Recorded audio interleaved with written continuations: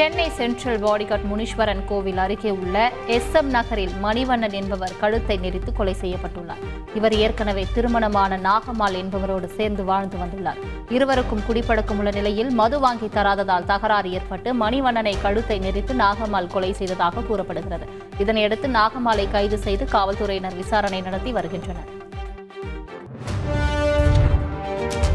மாமூல் கேட்டு தொல்லை கொடுத்த ரவுடியை ஆட்டோ ஓட்டுநர்கள் ஒன்றிணைந்து கல்லை போட்டு கொலை செய்த சம்பவம் சென்னையில் அரங்கேறியுள்ளது. சென்னை வியாசர்பாடியைச் சேர்ந்த சரித்திர பதிவேட்டு குற்றவாளியான ரவுடி ஆசை தம்பி என்பவர் ஏரிக்கரை ஆட்டோ ஸ்டாண்டுக்கு தினமும் வந்து ஆட்டோ ஓட்டுநர்களை மிரட்டி மாமூல் வசூலித்து வந்துள்ளார். இதனால் ஆத்திரமடைந்த ஆட்டோ ஓட்டுநர்கள் 8 பேர் ஒன்றிணைந்து அவரை கொலை செய்தனர். இந்த வழக்கில் 6 பேர் கைது செய்யப்பட்ட நிலையில் இருவரை போலீசார் தீவிரமாக தேடி வருகின்றனர்.